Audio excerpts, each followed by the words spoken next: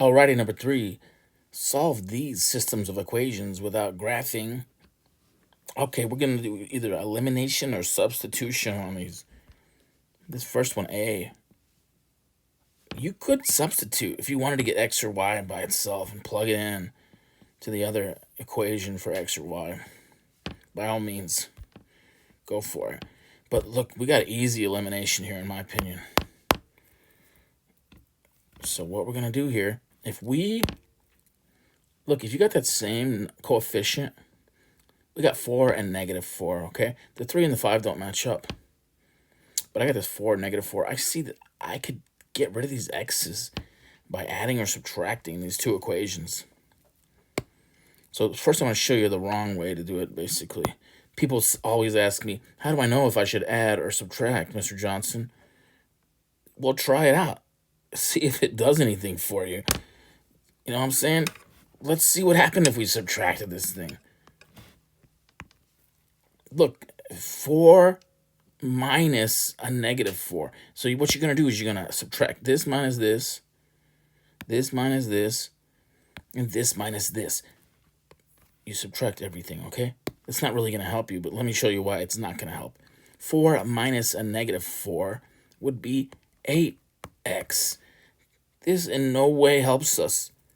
You could do this. 3 minus 5 is -2y. 10 minus 6 is 4. This is true. This is going to be in the same system of equations as this other one. It'll share the same x and y as those other two lines. It's going to have the same solution. But it's not going to help us find out what x or y is. So get that. Forget about that. Don't do that. Or do it and see that it didn't help you at all. And try adding them together. Now, if we add this whole thing, right? I got 4 plus -4 now. We add this up, we write it down there. We add this up, we write it down there. We add this up, we write it down there. 4 plus a -4, guess what? It's 0x. There's nothing left. We don't have to write that down. Let's leave it blank. It's nothing. There's no more x's left. When you add 4x's and -4x's, they're gone. So how about 3 plus 5y? That's 8y. And 10 plus 6 is 16. Now, this is going to help us. If we got rid of those x's, it's going to be so much easier to find y now. So I got 8 times y.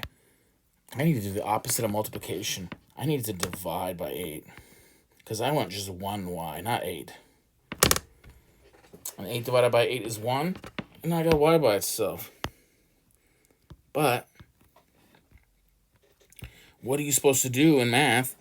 If you do something to one side of your equation, you better do it to the other. It's going to be all messed up. We got to keep everything nice and even. So what goes into 16? How many times does 8 go into 16, my friends? 16 divided by 8 is 2. Okay, we're halfway there, you guys. If you can get this part, you got half of this point.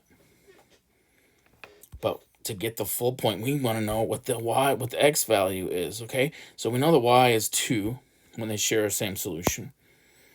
So I'm going to take this 2 right here, and I'm going to plug it in for y. Let's plug it in right there. You can plug it into either equation you want. Whatever's easiest. But let's go with that. Plug it into that y right there. So now y is 2. Let's go with a different color here. Maybe this green. I'm going to rewrite the equation over here. 4x plus 3y. But instead of y, we're going to plug the 2 in we just found. And that's why this 2 is blue, baby. It came from right down there. Alrighty. Equals 10. Okay. I see you. Let's go. Let's multiply the 3 times the 2. 4x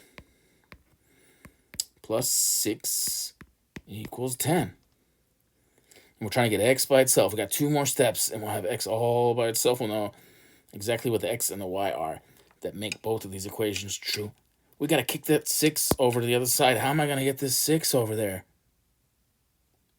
When that 6 travels over the equal sign, it's going to flip over, turn upside down, turn into its evil twin, -6.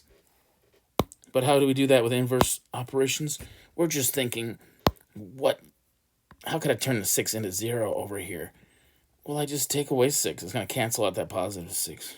Kind of way the -4x cancels out the 4x. If I do something to one side, I got to do it to the other. Now we got 4x equals 10 minus 6 is 4. And I'm trying to get x by itself. I got 4 times x. I better do the opposite of multiplication. I'm going to divide by that 4.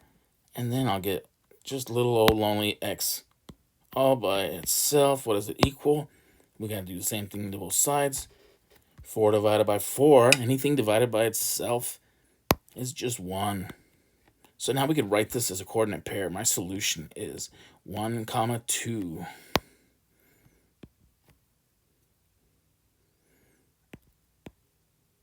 We know the x and the y. If you plug that into both of those equations, it's going to make them both true.